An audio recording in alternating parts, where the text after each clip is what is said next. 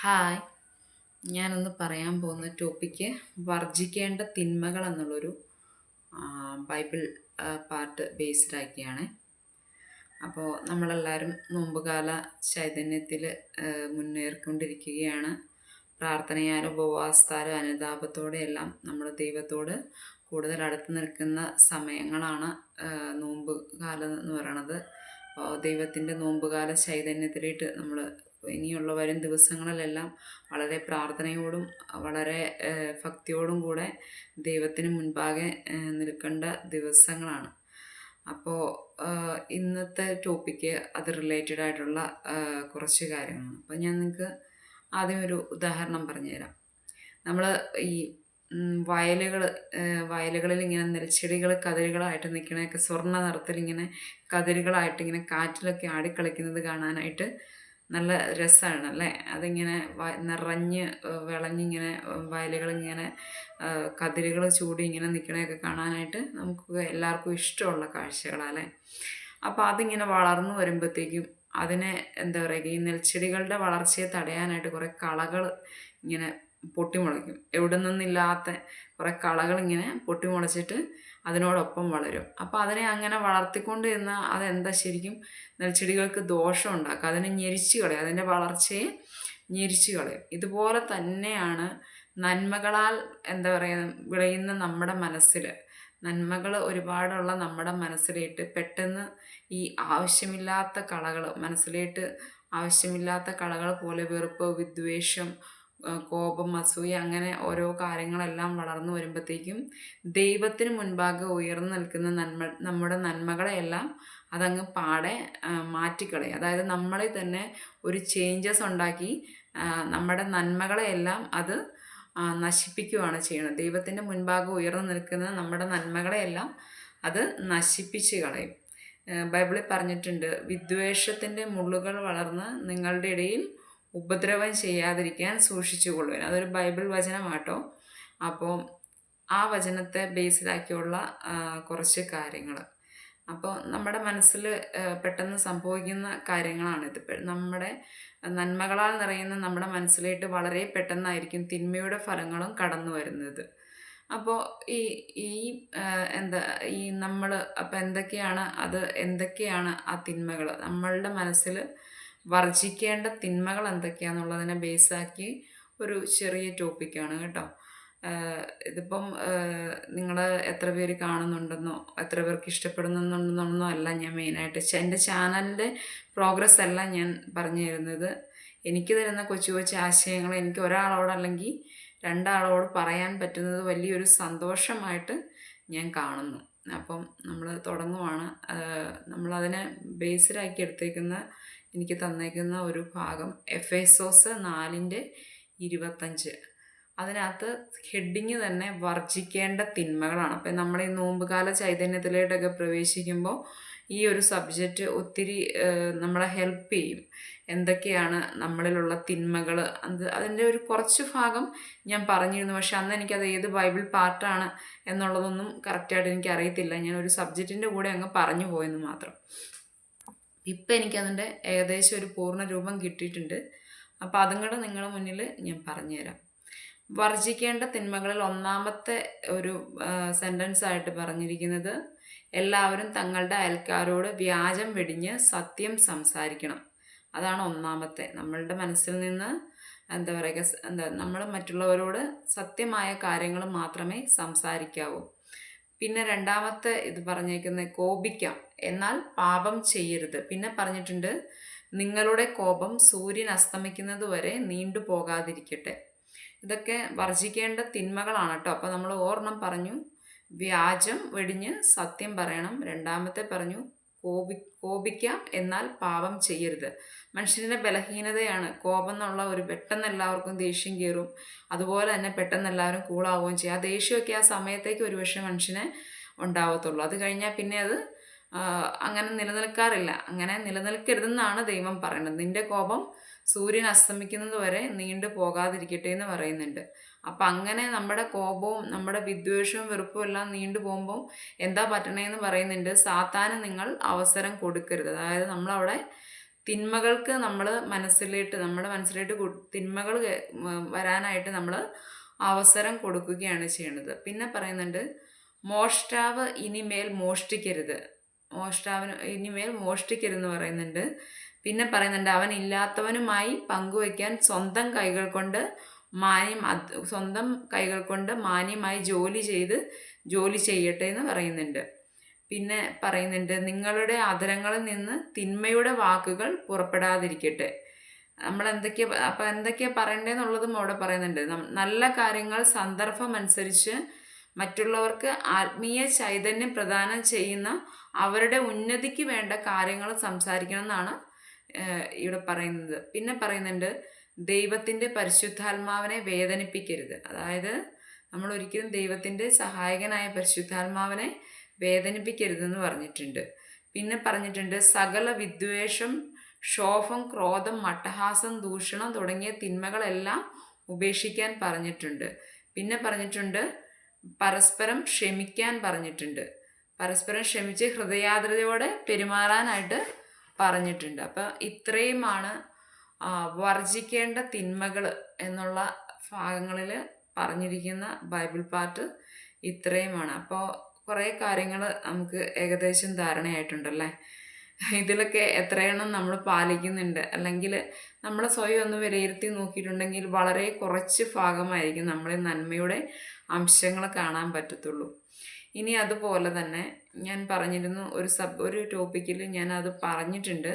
പക്ഷെ അന്ന് എനിക്ക് ഏത് വചനത്തിലാണ് ഏത് ഭാഗത്താണെന്നുള്ളതൊന്നും കറക്റ്റായിട്ട് എനിക്ക് അറിയത്തില്ലായിരുന്നു.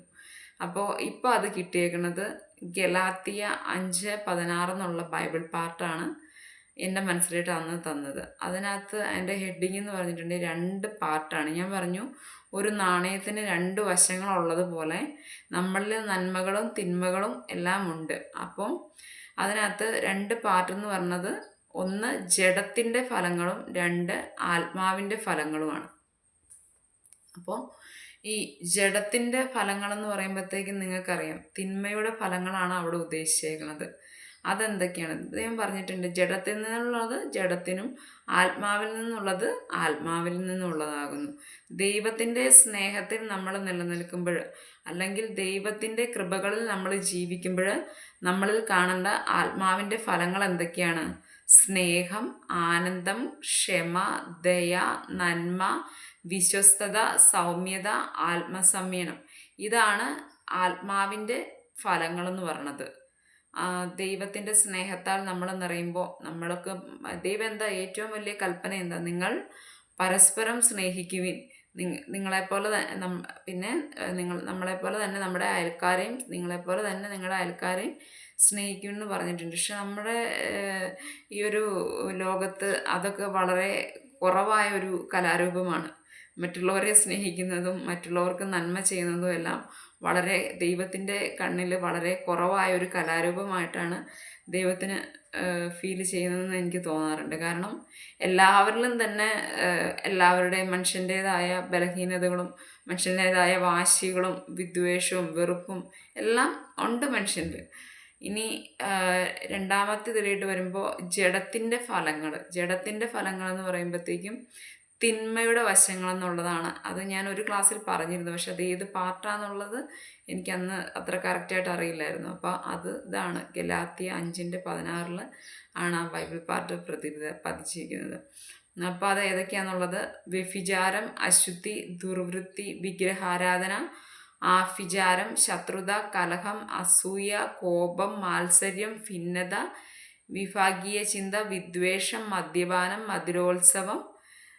അങ്ങനെ നീണ്ട ഒരു ലിസ്റ്റുണ്ട്, തിന്മയുടെ ഫലങ്ങളുടെ ഒരു നീണ്ട ലിസ്റ്റുണ്ട്. അതിൻ്റെ താഴെ ദൈവം പറയുന്നുണ്ട്, ഈ പ്രവർത്തികളിൽ ഏർപ്പെടുന്ന ആരും ദൈവരാജ്യത്തിന് അവകാശപ്പെടില്ലെന്ന് ദൈവം താക്കീത് തരുന്നതായിട്ട് ദൈവം പറയുന്നുണ്ട്. അപ്പോൾ ഇതാണ് ഇന്നത്തെ ടോപ്പിക്ക്. അപ്പം നമ്മൾ ഈ ഒരു നോമ്പുകാല ഇതിൽ നമ്മൾ മുന്നോട്ട് പോകുമ്പോൾ നമ്മൾ ഏറ്റവും കൂടുതൽ ചിന്തിക്കേണ്ട എനിക്ക് തന്ന ഒരു ചിന്തയാണ്, നമ്മൾ ഏറ്റവും കൂടുതൽ എന്താണ് വളരുന്നത്? നമ്മുടെ ജീവിതത്തോടൊപ്പം നന്മയുടെ വശങ്ങളാണോ അതെയോ തിന്മയുടെ വശങ്ങളാണോ വളരുന്നതെന്ന് ഓരോരുത്തരും പ്രാർത്ഥനയാൽ ദൈവത്തിൻ്റെ മുമ്പിൽ നമ്മളെ ഒന്ന് വിലയിരുത്തി നോക്കിയിട്ടുണ്ടെങ്കിൽ വളരെ കുറച്ച് നന്മകളുടെ അംശങ്ങൾ മാത്രമായിരിക്കും നമ്മളിൽ കാണാൻ സാധിക്കുക. അപ്പോൾ എന്താ പറയുക, ഈ തിന്മകളെല്ലാം, കഴിയുന്ന തിന്മകളെല്ലാം, തെറ്റുകൾ മനുഷ്യ സഹജമാണ്. അതും ഒരു പരിധി വരെ നമ്മൾ എന്താ പറയുക, ദൈവത്തിന് നമ്മളെ അറിയാം. ദൈവത്തിന് നമുക്ക് എന്ത് തെറ്റ് എപ്പോൾ സംഭവിക്കുന്നു, അല്ലെങ്കിൽ അങ്ങനെ ഒരു എക്സ്പ്ലനേഷൻ നമുക്ക് ദൈവത്തിന് കൊടുക്കേണ്ട കാര്യമില്ല. അപ്പോൾ നമ്മൾ ചിന്തിക്കേണ്ട ഏറ്റവും എന്നിലെ നന്മകൾ എത്രമാത്രം എനിക്ക് എൻ്റെ ദൈവത്തിൻ്റെ മുൻപാകെ എനിക്ക് ഉയർത്തി എൻ്റെ ദൈവത്തിന് പ്രീതികരമായ ഒരു ജീവിതം നയിക്കുവാനായിട്ട് എനിക്ക് കഴിയണം എന്നൊരു ആഗ്രഹത്തോടെ നമ്മൾ ദൈവത്തിൻ്റെ സ്നേഹത്തിൽ, നമ്മുടെ ദൈവവചനത്തിൻ്റെ സ്നേഹത്തിൽ നമ്മൾ ആഴപ്പെടുമ്പോൾ എന്താ പറയുക, ദൈവം നമ്മളിൽ ഉണ്ടെന്നുള്ളതിൻ്റെ അടയാളം എന്താണ്? നമ്മൾ പരസ്പരം സ്നേഹിക്കുമ്പോൾ ദൈവം നമ്മളിൽ വസിക്കുമെന്ന് ബൈബിളിൽ പറയുന്നുണ്ട്. നിങ്ങൾ പരസ്പരം സ്നേഹിക്കുമ്പോൾ ദൈവം നമ്മളിൽ വസിക്കുമെന്ന് പറയുന്നുണ്ട്. നമ്മുടെ ജീവിതത്തിൽ നമ്മളെ ആരെങ്കിലുമൊക്കെ ഒരു കാരണം കൂടാതെ വേദനിപ്പിക്കുന്നവരുണ്ടാവാം, മനഃപൂർവ്വം വേദനിപ്പിക്കുന്നവരുണ്ടാവാം. അപ്പോൾ അവരോടൊക്കെ നമുക്ക് വ്യക്തിപരമായി ക്ഷമിക്കുവാനായിട്ട്, അല്ലെങ്കിൽ അവർക്ക് വേണ്ടി പ്രാർത്ഥിക്കുവാനായിട്ടുള്ള ഒരു മനസ്സ് നമ്മളിൽ ഉണ്ടാവുകയാണെങ്കിൽ നമുക്ക് അവിടെ ദൈവത്തിൻ്റെ കൃപകൾക്ക് നമ്മൾ അർഹരാകുകയാണ് ചെയ്തത്. അനുതപിക്കുന്ന ഒരു ഹൃദയത്തോടെ ഞാൻ ഒരുപാട് ക്ലാസ്സുകളിൽ പറഞ്ഞിട്ടുണ്ട്. പക്ഷേ അത് മനുഷ്യൻ്റെ ജീവിതത്തിൽ ഏറ്റവും ഇമ്പോർട്ടൻ്റ് ആയിട്ടുള്ള ഒരു കാര്യമായതുകൊണ്ടാണ് വീണ്ടും വീണ്ടും ഞാൻ പറയുന്നത്. നമ്മൾക്ക് തെറ്റ് പറ്റുമ്പോൾ നമ്മളത് പൂർണ്ണ ഹൃദയത്തോടെ ഏറ്റുപറഞ്ഞ് ദൈവത്തിൻ്റെ മുൻപിൽ നമ്മൾ ആ തെറ്റുകൾ ഏറ്റുപറഞ്ഞ് ദൈവത്തിൻ്റെ കാരുണ്യത്തിന് നമ്മൾ അർഹരാകുമ്പോൾ നമ്മുടെ നന്മകൾ ദൈവത്തിൻ്റെ മുമ്പാകെ ഉയർന്നു നിൽക്കും. നമ്മുടെ ജീവിത സാഹചര്യങ്ങൾ വളരെ കൂടുതലാണ്, തെറ്റുപറ്റാനുള്ള സാഹചര്യങ്ങൾ വളരെ കൂടുതലാണ്. അപ്പോഴെല്ലാം നമ്മൾ ദൈവത്തെ പോലെ, അതായത് മറ്റുള്ളവരോട് ക്ഷമിക്കാനും നമ്മളെ വേദനിപ്പിക്കുന്നവർക്ക് വേണ്ടി പ്രാർത്ഥിക്കാനും കഴിഞ്ഞിട്ടുണ്ടെങ്കിൽ അവിടെ നമ്മളിൽ ഒരു ദൈവിക ചൈതന്യം നമ്മളിൽ പ്രവേശിക്കുകയാണ് ചെയ്യുന്നത്. ദൈവത്തിൻ്റെ കരുണയ്ക്കും സ്നേഹത്തിനും നമ്മൾ അർഹരാകുകയാണ് ചെയ്യുന്നത്. അപ്പോൾ നമ്മൾ സ്വയം ഒന്ന് വിലയിരുത്തി നോക്കുക. എന്നിലുള്ള നന്മകൾ നഷ്ടപ്പെടാതെ എനിക്ക് എങ്ങനെ എൻ്റെ ദൈവത്തിന് പ്രീതികരമായ ഒരു ജീവിതം നയിക്കാമെന്നുള്ളത് ഓരോരുത്തരും ചിന്തിക്കേണ്ട കാര്യങ്ങളാണ്. നമുക്ക് ഒഴിവാക്കാൻ കഴിയുന്ന തിന്മകൾ നമ്മുടെ ജീവിതത്തിൽ നിന്ന് ഒഴിവാക്കി നമ്മുടെ ഹൃദയവും മനസ്സും ദൈവത്തിൻ്റെ മുൻപാകെ ഒരു എന്താ പറയുക, നമ്മുടെ വസ്ത്രത്തിലൊക്കെ ഒരു കറ പുരണ്ടിട്ടുണ്ടെങ്കിൽ അതെന്താ ചെയ്യുക, നമ്മളത് കഴുകി കളഞ്ഞിട്ടുണ്ടെങ്കിൽ ആ വസ്ത്രം വൃത്തിയായിരിക്കും. അതുപോലെ നമ്മുടെ മനസ്സിലെ പാപക്കറകൾ ദൈവത്തിൻ്റെ മുൻപാകെ കഴുകി വെണ്മയുള്ള ഒരു ഹൃദയമായി നമ്മൾ ദൈവത്തിൻ്റെ മുമ്പിൽ ഇരിക്കുമ്പോൾ തീർച്ചയായും ദൈവം നമ്മളെ കടാക്ഷിക്കും എന്ന് ദൈവം ഒരുപാടിടത്ത് പറയുന്നുണ്ട്. അതായത് എളിമയിലൂടെയും വിനയത്തിലൂടെയും ദൈവത്തിൻ്റെ മുൻപേ താഴ്ന്നു നിൽക്കുമ്പോൾ ദൈവം നമ്മളെ ഉയർത്തുമെന്ന് ദൈവം പറയുന്നുണ്ട്. അപ്പോൾ ഈ ഒരു നോമ്പ് കാലത്തിൽ നമ്മളിലെ തിന്മകളെല്ലാം വെടിഞ്ഞ് ദൈവത്തിൻ്റെ മുൻപാകെ ഏറ്റവും താഴ്ന്ന് ദൈവത്തിൻ്റെ സ്നേഹത്തിന് അർഹരാകാൻ കഴിയുന്ന കാര്യങ്ങൾ നമ്മളുടെ ഓരോരുത്തരുടെയും ജീവിതത്തിൽ, മുന്നോട്ടുള്ള ജീവിതത്തിൽ ഉണ്ടാവട്ടെ എന്ന് ഓരോരുത്തരും തീരുമാനിച്ചാൽ കഴിഞ്ഞ പോയ കാലങ്ങൾ നമുക്ക് തിരുത്താൻ പറ്റത്തില്ല. കഴിഞ്ഞു പോയ തെറ്റുകളും നമുക്ക് ഏറ്റുപറയാനേ പറ്റത്തുള്ളൂ. വന്നതെല്ലാം നമുക്കിടയിൽ വന്നത് തന്നെയാണ്. പക്ഷെ ഇനിയുള്ള ജീവിതത്തിൽ ദൈവത്തിൻ്റെ സ്നേഹത്തിലും ദൈവത്തിൻ്റെ കരുണയ്ക്കും ദൈവത്തിന് പ്രീതികരമായ ഒരു ജീവിതം നയിക്കുമ്പോൾ ദൈവം പറയുന്നുണ്ട്, ദൈവത്തിന് പ്രീതികരമായ ഒരു കാര്യങ്ങളാണ് നമ്മൾ ചോദിച്ചുവെങ്കിൽ അത് നമുക്ക് ലഭിച്ചു കഴിഞ്ഞു എന്നത് തന്നെയാണ് അതിനർത്ഥം എന്ന് പറയുന്നുണ്ട്.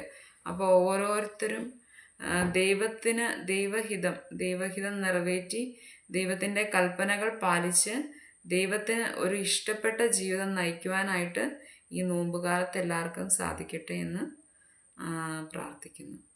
അപ്പോൾ ഇന്നത്തെ ടോപ്പിക്ക് ഇഷ്ടമായിട്ടുണ്ടെങ്കിൽ തുടർന്നുള്ള വീഡിയോ നിങ്ങൾ ഫോളോ ചെയ്യുക. ഇതുപോലുള്ള കൊച്ചു കൊച്ചു ടോപ്പിക്ക് നിങ്ങൾക്ക് ഞാൻ വീണ്ടും നിങ്ങളുടെ മുന്നിൽ ഞാൻ പ്രസൻറ്റ് ചെയ്യുന്നതായിരിക്കും. അപ്പം ഞാനിങ്ങനെ വീഡിയോ ഒക്കെ ചെയ്ത് ഇങ്ങനെ കുറച്ച് ദിവസമായിട്ട് എൻ്റെ മനസ്സിലിങ്ങനെ ഒരു ചോദ്യം ഇങ്ങനെ ചോദിക്കാറുണ്ട്, ദൈവമേ ഇതൊക്കെ ചെയ്യാനുള്ള യോഗ്യതകൾ എനിക്കുണ്ടോയെന്നൊക്കെ ഇങ്ങനെ മനസ്സിലൊക്കെ ചുമ്മാ ഒരു കുനിഷ്ടു പോലെ ഇങ്ങനെയൊക്കെ ഇങ്ങനെ കയറി വരും. അപ്പോൾ എന്നോട് പറഞ്ഞേക്കുന്നത്, എൻ്റെ മനസ്സിൽ തന്നൊരു ഇതാണ്, ഞാൻ നിന്നോട് പറയുന്നത് പോലെ പ്രവർത്തിക്കുവിൻ. ഞാൻ എന്താണ് പറയേണ്ടതെന്നുള്ളത് നിനക്ക് പറഞ്ഞു തരും. അപ്പോൾ അത് അനുസരിച്ച് മുന്നോട്ട് പോവുക എന്നുള്ള ഒരു ബൈബിൾ വചനത്തിൻ്റെ പ്രേരണയാണ് എനിക്കെപ്പോഴും തരാറ്. അപ്പോൾ അതുങ്ങളുടെ ഈ ചാനലിൻ്റെ ഒരു മുന്നോട്ടുള്ള പുരോഗതിയല്ല ഞാൻ ലക്ഷ്യം വയ്ക്കുന്നത്.